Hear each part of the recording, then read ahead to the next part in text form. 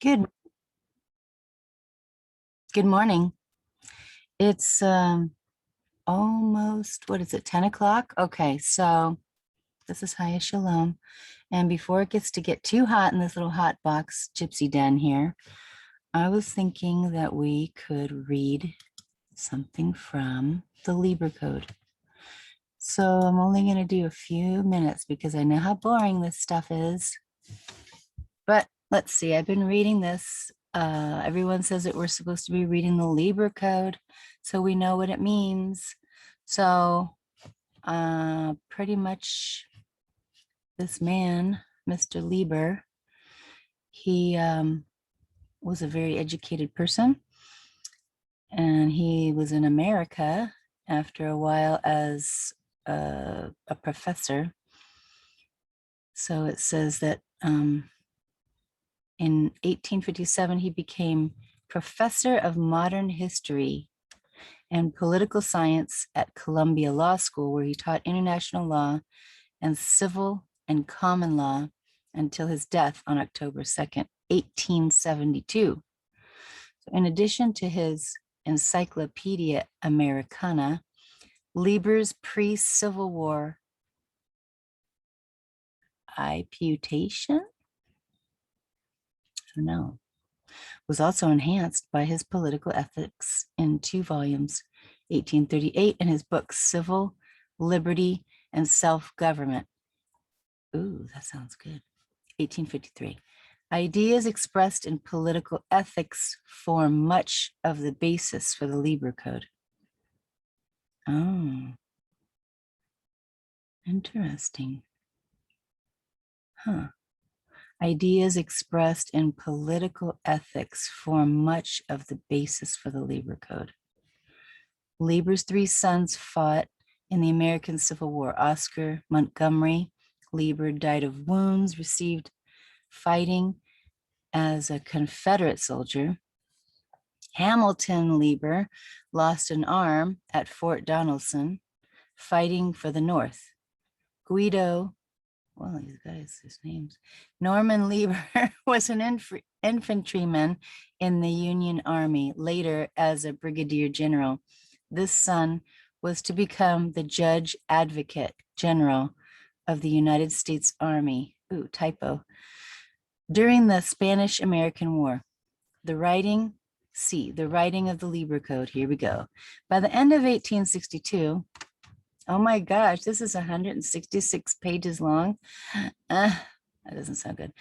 The Civil War had become one of the greatest conflicts in history. Large armies, composed for the most part of untrained volunteers and commanded often by officers who lacked familiarity with the established customary rules of war. Oh, there's rules of war, huh? Had been put into the field. Many questions concerning the rights and duties of field commanders, as well as individual soldiers, were constantly arising.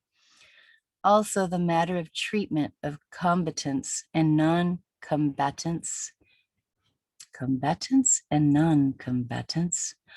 was in controversy. Under these circumstances, it became manifest that there was a need for a body of written rules defining the rights and duties of commanders as well as those of the inhabitants of the war-torn country. There were few treatises in the field of international law, and the average Union officer or enlisted man was very unlikely to be acquainted with any of them. All right, let's see, how can we scroll this down here? Oh man, did I do it right? This thing is so touchy. Let me see. Oh yeah, there it is. Okay, good. Gotta be careful not to be so. So here we go, General Order 100. These were the circumstances that led President Lincoln to direct that a board be appointed to draft a set of rules for the Union armies to use in its struggle with the Confederacy. Secretary of War Stanton, by an order dated December 17, 1862, appointed a board to propose amendments or changes in the rules and articles of war, and a code of regulations for the government of armies in the field as authorized by the laws and usages of war. The members of this 5-man board were Francis Lieber. This is the guy for the Lieber Code. General Hitchcock,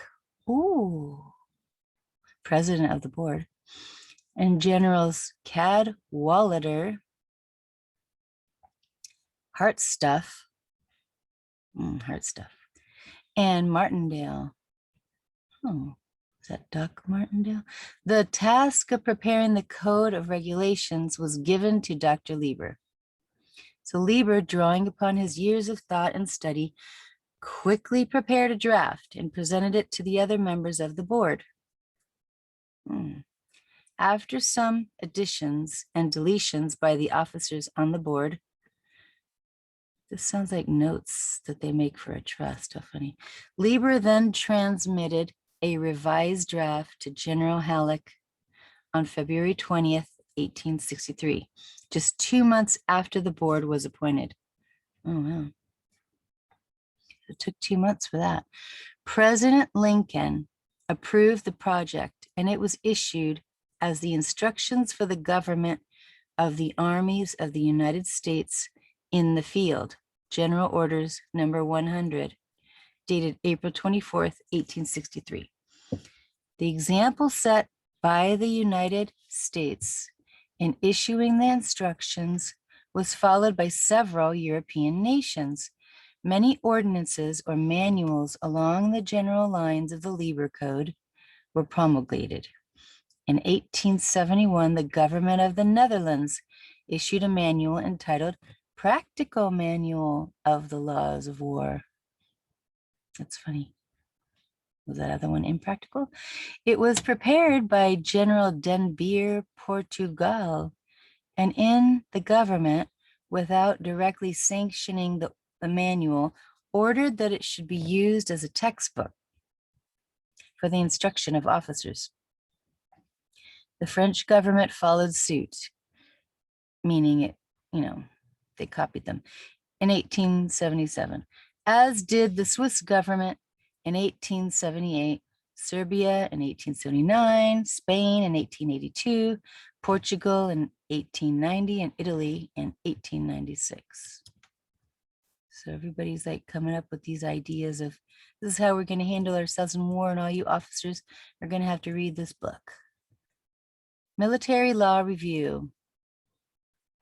Analysis of the Lieber Code. Scope and method of analysis. Organization.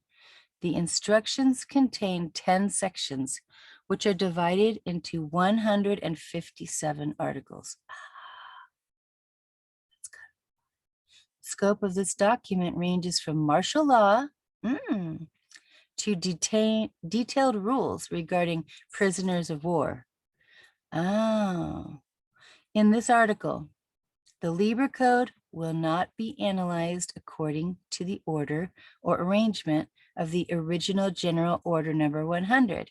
Instead, for the most part, it will be broken down into fairly broad topics, forming the framework of Lieber's definition of military necessity and its limitations on permissible actions in land warfare. Land. This topic arrangement is more consistent with that used in most contemporary treatises in order to limit the length of this study. I think I have a crow on my roof. I do. Certain articles of the code dealing with the treatment of prisoners of war, occupation, and non-hostile relations are not discussed. Excluded are his topics. Are his topics martial law, military jurisdiction. Most of section 6, section, 8? V is a 5, 6, 7, 8. And various other articles scattered throughout the code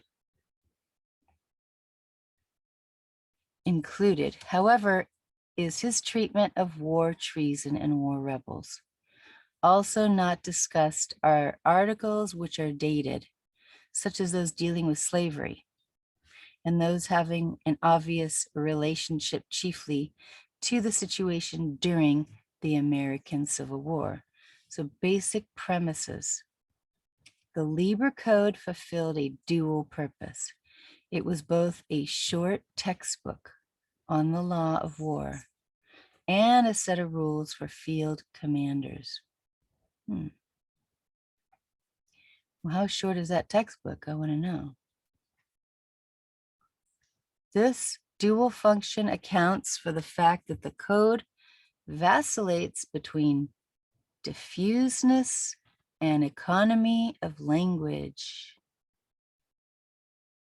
Diffuseness, diffusing more or something. And economy of language is sometimes directory and sometimes hortatory. What does hortatory mean? I don't even know what hortatory means. Come on, people. Oh, whoops, oops. People are texting. I'm recording right now. Hi. I see you, Tabitha. Hi, Tabitha. Okay, so let me see. What I'm looking at hortatory, you guys. Hortatory. What kind of name? That got horticulture? Hortatory. Does that mean like, you know, horticulture? Hurry up. Oh, these must be horticulture. Oh, hortatory. I spell it right. Hortatory. What do you think it means, you guys? Hortatory. Hurry up. Come on. Oh, tending or aiming to exhort. Oh, I shall exhort you to read. I shall encourage you to read. Preachy. Pedagogic. Didactic. Homiletic. Moralistic. Exhortative. There's some big words, man. I'm just saying. What if people don't know what all that stuff means? I guess they know what preachy means. So hortatory. Sometimes hortatory. Oops, there goes my phone. These characteristics are particularly noticeable in the first section of the code, where many of the articles are drawn. That's why we need to know what these words mean. I'm all thinking, what's hortatory? Is that? What does that mean? Hortatory. Darn it. I think I lost a page. Where am I? Shoot, I don't even know how to scroll with this thing. Darn it. Why am I going backwards? I don't want to go backwards. I just went backwards, I think. Darn it. Like arrows. Hello. Trying to go down. Not up. I read all this stuff already. Gotta go back to hortatory again. Yeah. All right. General Order 100. Okay. Just read that. Military law. That's where I started. Okay, there. Okay. All right. Here we go. Don't laugh and don't drop your phone in the middle of reading. You lose your spot. Huh, military law. All right. Oh God, I don't know where I am. Okay, it's all called General Order 100. Oh man, military law review. Oh. All right, I should probably go up a little bit more because I went a little too far. I don't know what page I was on. Was that page 8? No. I just started, so.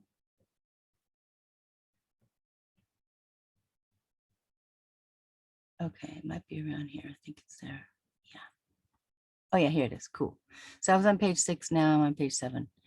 So general terms as if they were establishing the premises for a logical system. Thus, Lieber sets out some basic principles as an introduction to the theoretical basis of the law of war. Public war, is defined as a state of armed hostility between sovereign nations or governments. In this, then, is the implication that the code was designed for international conflicts and not just for the American Civil War. It is stated that in a civilized existence, men live together as nations, whose constituents bear, enjoy, and suffer, which means allow, by the way, advance and retrograde together in peace and in war. From this it is concluded that in war, the citizen of a hostile country, as one of its constituents, is an enemy, subject to the hardships of war. Oh, I better read that again. Okay, so in this, then, is the implication that the code was designed for international conflicts and not just for the American Civil War. So this is not just for that Lincoln North and South War, but this is going to be for international conflicts. It is stated that in a civilized existence, men live together as nations whose constituents bear, enjoy, and suffer, advance, and retrograde together in peace and in war. From this, it is concluded that in war, the citizen of a hostile country, as one of its constituents, is an enemy? What? This is the Lieber code? That we're the enemy?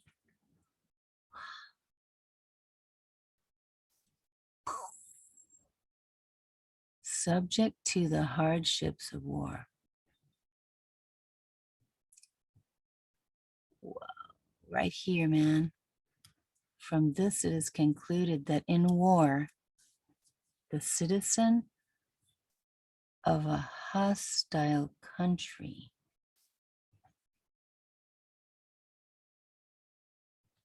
as one of its constituents is an enemy. So I'm just trying to figure this out. So like, let's say when they have, I don't know, a war against the United States and China, then because we wrote this over there, those people in that country, their constituents, the Chinese, I'm just using this as an example, those are the ones that are the enemy. But with this war on COVID thing, I don't really know if they're trying to say that we're at war with COVID and COVID, the fake whatever they're made up. I don't know what they're trying to say. Are they saying that anybody who has COVID, anybody who has a shot of COVID is enemies? I don't know. What are they saying? Subject to the hardships of war. I don't know. I'm not going to put forth whatever because I don't really know what I'm talking about right now, but let me see. Lieber states that there are many great nations in close intercourse and that peace is their normal condition. War is the exception. He says that the ultimate object of all modern war is a renewed state of peace, and that it is better for humanity if wars are more vigorous because sharp wars are brief.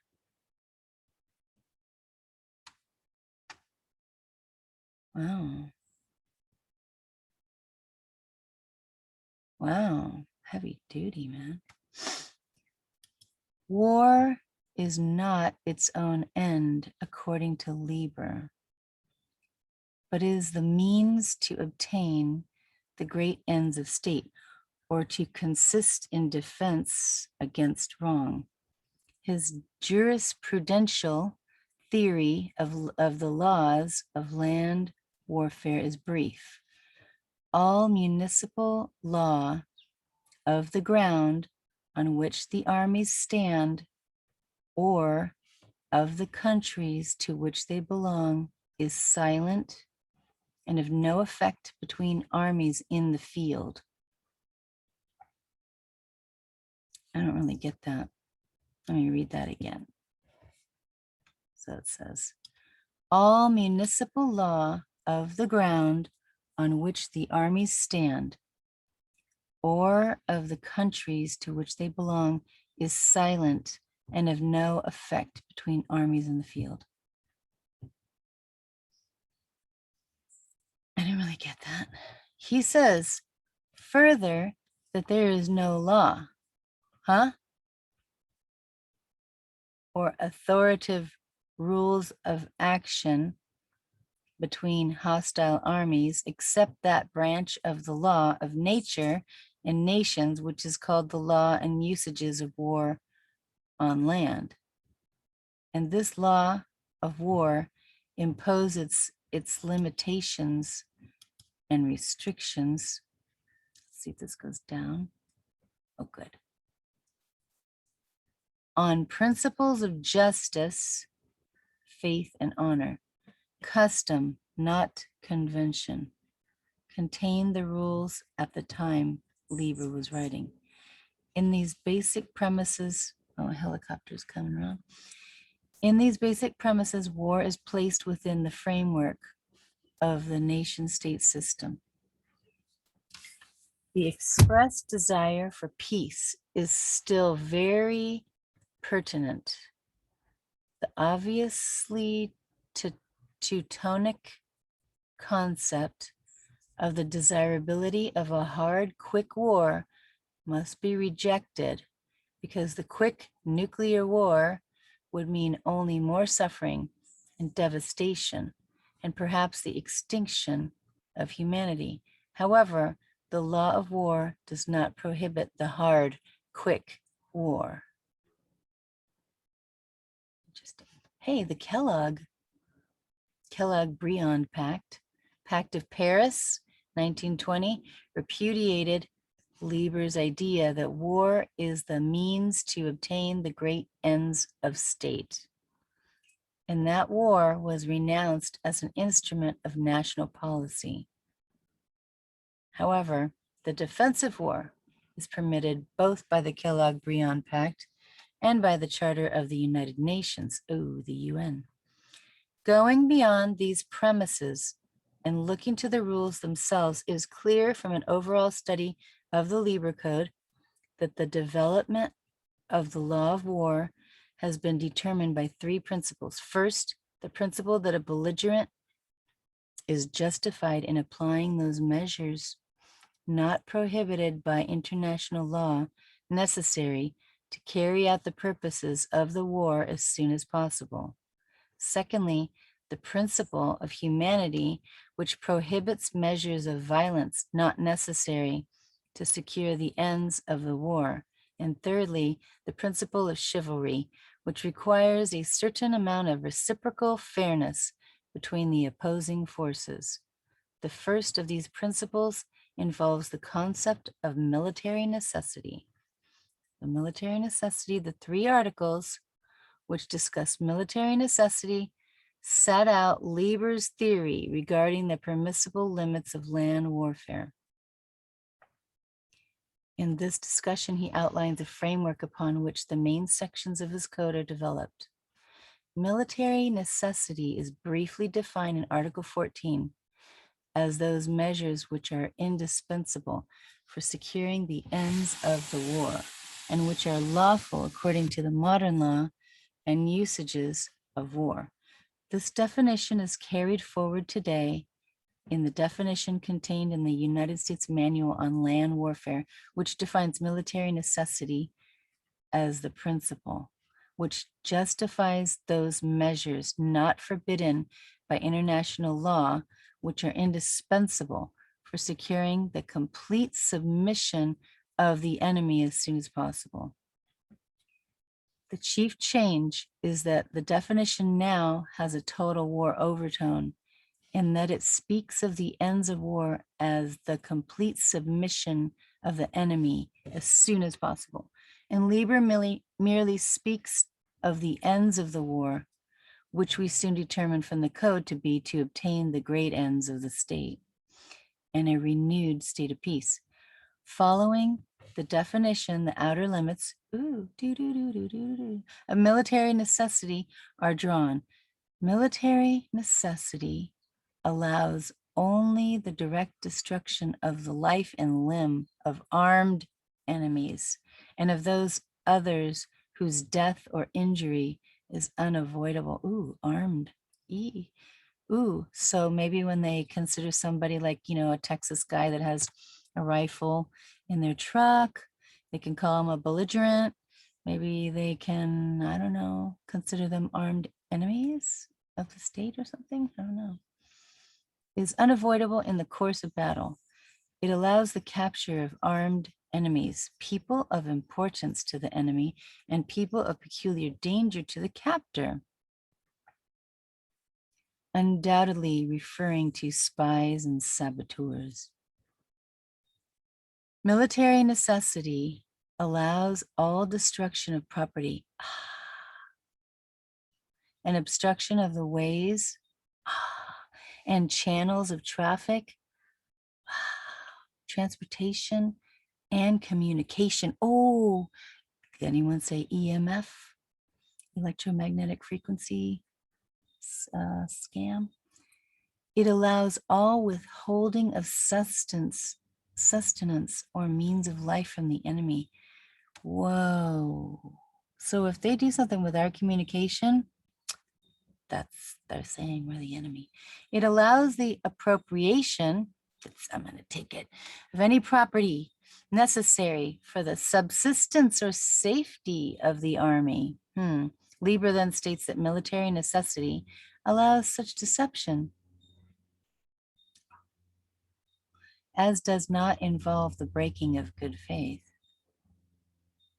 regarding pre-war agreements or regarding the commonly accepted rules of warfare. Then Lieber sets out, this guy is kind of reminding me a lot of the one Albert Pike, the one who wrote Morals and Dogma. Then Lieber sets out one of his primary philosophical assumptions upon which the entire code is based. Men who take up arms against one another in public war do not cease on this account to be moral beings responsible to one another and to God. In Article 16, the outline of the outer limits of warfare as permitted by military necessity continues. It does not admit of, number one, cruelty, which is defined as the infliction of suffering for the sake of suffering or for revenge. 2, maiming or wounding except in battle. Or 3, torture to extort confessions. The use of poison is cited as being beyond the permissible limits. Really? Tell that to Bill Gates and the chemtrails. Then Lieber tempers his earlier statement concerning the destruction of property by making it clear that military necessity does not permit wanton devastation of an area. He reiterates the permissible use of deception, but condemns acts of perfidy. Perfidy. I dropped my phone. It's way down here. Perfidy. I don't know what perfidy means. Hello. All right, perfidy. Perfidy. Oh, gosh. Perfidy. In the context of war, perfidy is a form of deception. In which one side promises to act in good faith, such as by raising a flag of truce, with the intention of breaking that promise once the unsuspecting enemy is exposed. such as by coming out of cover to attack the enemy, coming to take the surrendering prisoners into custody. Perfidy constitutes a breach of the laws of war, and so is a war crime. As it degrades the protections and mutual restraints developed in the interest of all parties, combatants and civilians. Very interesting. Be like, I'm sorry. Here, eat this hamburger. It's got poison in it. I'm going to kill you. Let me just see how many more minutes I have, because I don't know. Does it tell me? I don't know. Maybe I have more minutes than I thought. I don't know. If it cuts off, it's because I ran out of 40 minutes. So I'm just saying, let me see, where's that perfidy? This article is also concluded with a basic premise upon which the code is based. Come on. Oh,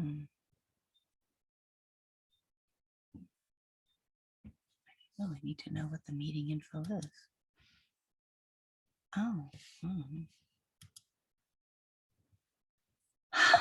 Okay, so how I gotta scroll down somehow. I don't want to, I'm on page 9. I hate it when I don't know how to use my computer. Okay, 9. Here we go. Military necessity does not include any act of hostility which makes the return to peace unnecessarily difficult.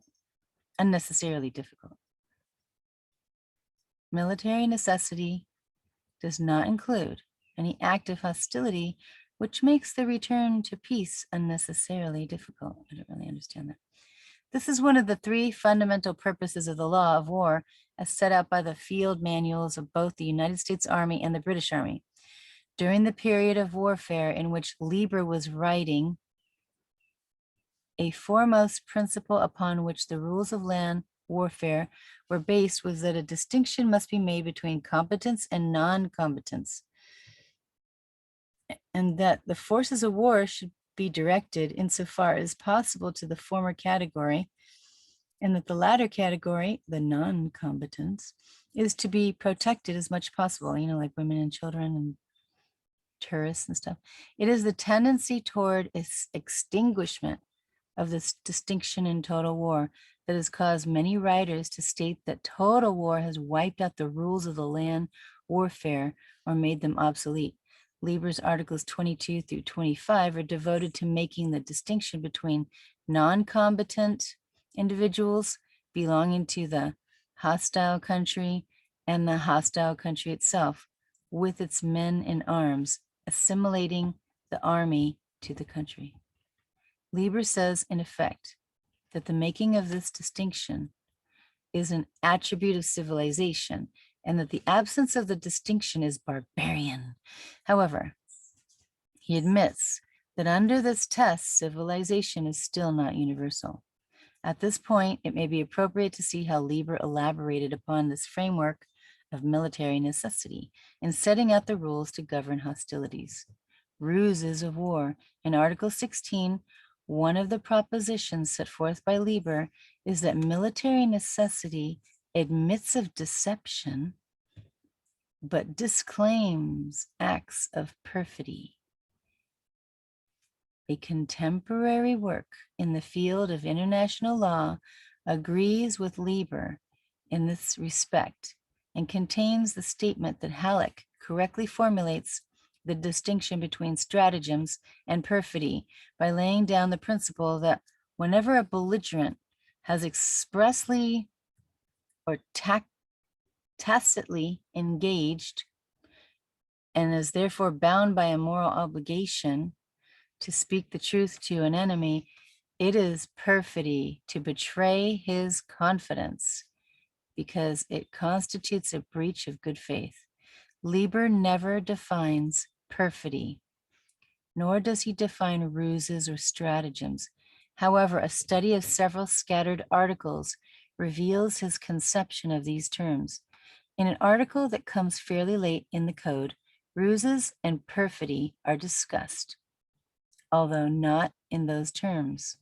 While deception in war is admitted as a just and necessary means of hostility and is consistent with honorable warfare, the common law of war allows even capital punishment for clandestine or treacherous attempts to injure an enemy, because they are so dangerous and it is so difficult to guard against them.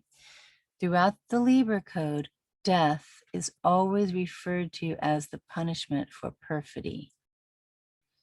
Turning to the matter of different kinds of ruses or stratagems, the use of the enemy's national standard flag or other emblem of nationality for the purpose of deceiving the enemy in battle is labeled as an act of perfidy. Interesting. It is stated further that this act causes the perpetrator to lose all claim to the protection of the laws of war. Also, it is added that troops who fight in the uniform of their enemies, without any plain, striking, and uniform mark of distinction of their own, can expect no quarter. And I don't think that means 25 cents. Current theory and practice are unanimous in prohibiting the use of the national flag, the military ensigns, and the uniform of the enemy during actual attack and defense, since the principle that during actual fighting, opposing forces ought to be certain who is friend and who is foe is considered inviolable.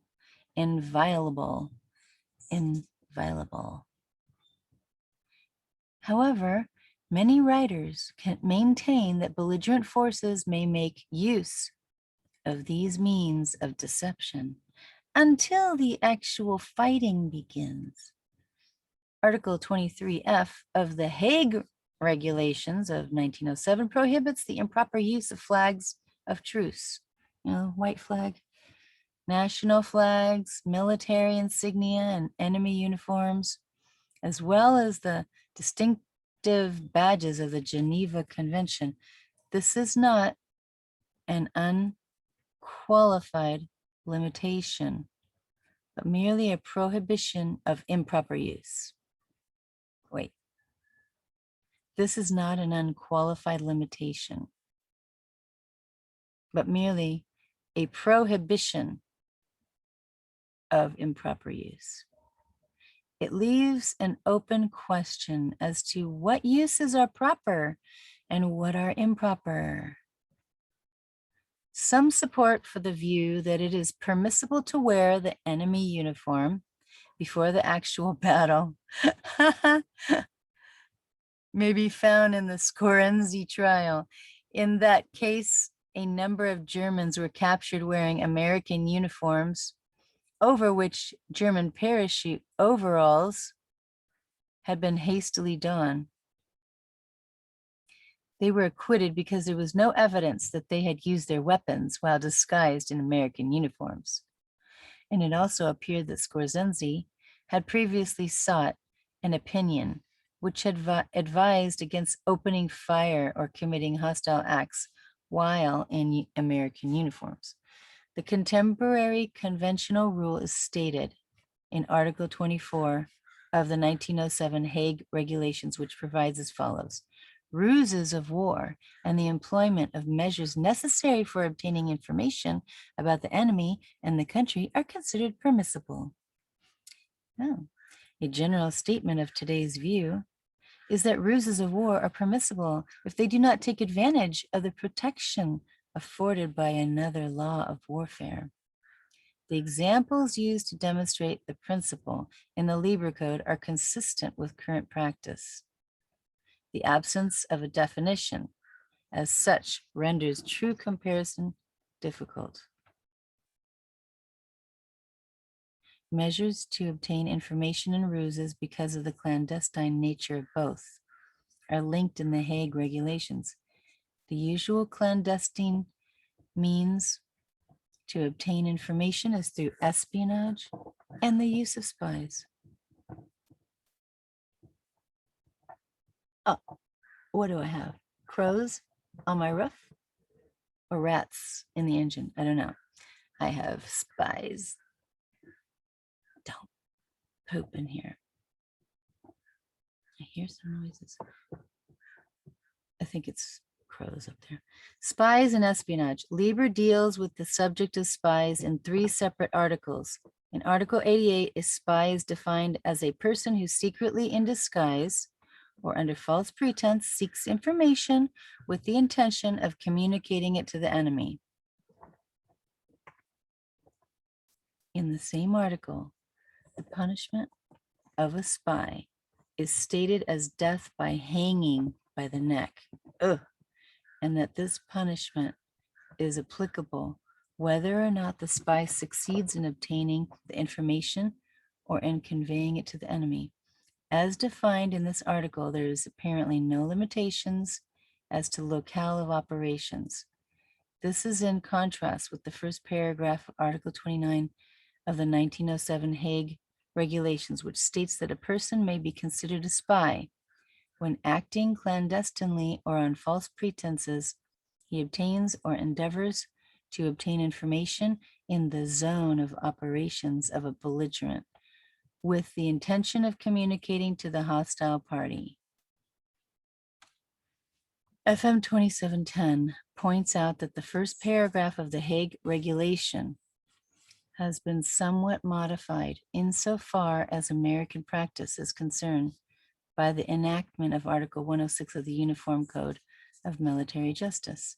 Further directs that insofar, FM 2710 further directs that insofar as the Hague Regulation in Article 106 UCMJ are not in conflict, Uniform Code of Military Justice, they will be construed and applied together. Otherwise, Article 106 of the Uniform Code of Military Justice will govern American practice. The British manual in paragraph 327 states a broad definition, which is very similar to the Lieber's definition, in that no mention is made of the zone of operations. The British manual then cites Hague Rule 29 and points out that this is like reading directions to the Monopoly game, oh my gosh, and points out that an agent, or any kind of game for that matter, and points out that the agent or spy who operates in neutral territories, I never read the directions when I played games. I always relied on other people telling me.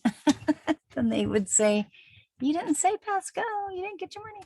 And points out that the agent or spy who operates in neutral territories by sending information to one of the belligerents is not a spy within the meaning of the Hague Regulations, and gives the example of a spy operating in Tangier, World War II, by observing Allied ship movements and communicating this information to one of the Axis nations.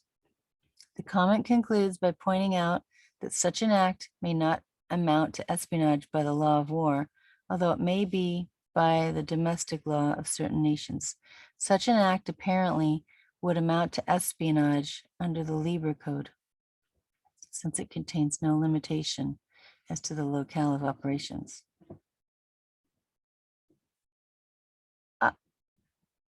I gotta go. I think I have a rat in my engine. I cannot have this. So I ended on page 13, half of it. But I gotta go because I gotta take care of something that's stuck in my engine. I can hear it. It's bothering me. Gots to go, folks. Page 13 is where I ended.